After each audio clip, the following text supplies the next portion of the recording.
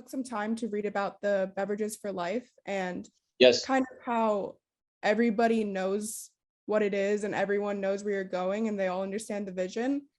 And it reminded me a lot of something that I'd read a while back about NASA and how when they were putting a man on the moon, even the janitor was like, I'm helping put a man on the moon. And it just seems very similar and like it's a very strong company culture. So I'd kind of be very interested to learn more about how that culture is evident at Coca-Cola and kind of what makes it so unique. Great question. Culture is a word that gets used a lot, and for me, it simply boils down to how people behave, and the sum of all of those actions and interactions that people have in the sense of how they behave with each other, with other stakeholders, both inside and outside the company. It all adds up to this massive word called culture, and I think it's been really interesting to see over the last few years how, as you say, how framing a direction for the company on becoming a total beverage company with a very simple purpose is just to refresh the world. One of the hallmarks of the way we operate is a strong commitment and tremendous respect for the communities in which we operate. And so that is very much infused in the way we think, the way we behave, and the way we operate. And I think it's beneficial to get experience in different cultures, different environments, to be able to then reinforce the importance of this culture that you mentioned, and how critical it is to sustain it and strengthen it as a core part of who we are and ultimately how we create value. So then going off of that teamwork aspect and everyone collaborating to make sure that the strategy is all in one direction, kind of, I'm interested to hear about how you obviously care a lot about your consumer and making sure that you build lasting relationships with them. And a part of that is the personalization aspect of Coca-Cola, which really came through during the Share a Coke campaign.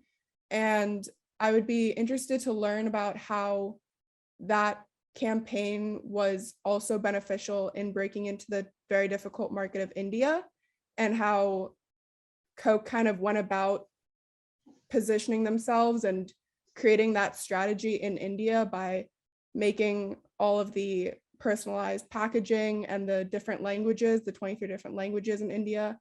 So I'd be interested to learn about that. Yeah, so a few comments. We talked about Japan at the outset. When I was working in Japan in the early 90s, our business globally was primarily in what we would call sparkling beverages, was primarily comprised of three brands: Coca-Cola, Fanta, and Sprite. At that time in Japan, consumers were moving towards a broader array of beverages. And so that was my first exposure to the notion of following the consumer. Not just marketing and selling what we think they want, but being much more open to listening what they are looking for and to try and find those unmet needs, so to speak. And to this day, it's a very important influence in how I think about creating demand and value in the marketplace, is by following the consumer, staying very attentive to their needs, and be willing to expand into areas that maybe historically we were not in. So being a total beverage company requires that attention to consumers, what they're looking for, and how they may move going forward. So Coca-Cola is still a relatively young brand. and it's still a relatively small brand in India, which is unusual for most people in our company globally, because Coca-Cola tends to be a leader brand in just about all of the markets that we do business. So I was in Asia in my previous role, and one of the campaigns that we looked at as a way to build a closer connection with the Indian consumer was, why don't we try share a Coke, but not do it in one language?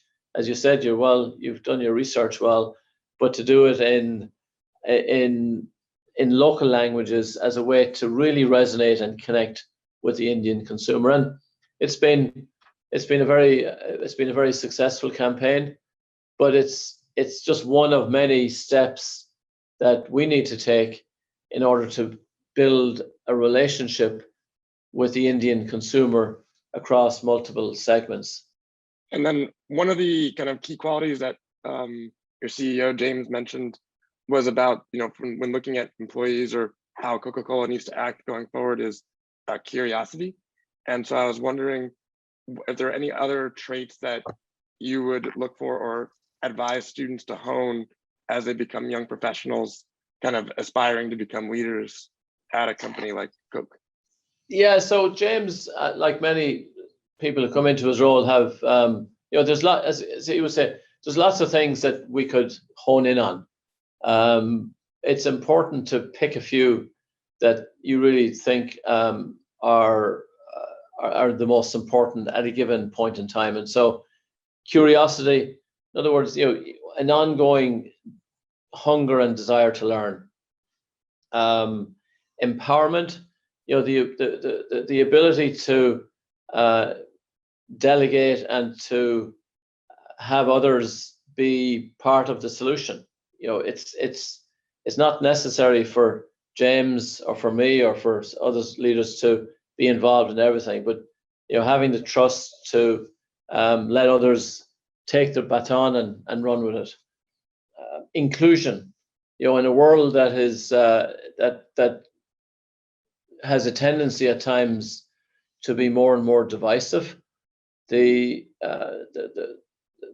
quality of being inclusive is, particularly for a company like ours that operates in over 200 countries, is incredibly important. You guys will have read the research. Like, having diverse, inclusive teams typically gives you better results, better outcomes. And so that's the third one. And then the fourth one, which we are still learning, is to not strive for perfection all the time. Take the mantra of the technology world and become more iterative. If version 1.0 is good enough, go with it. You can always improve it. Learn from how it goes, improve it. Now, it's not to say that version 1.0 can be any old version.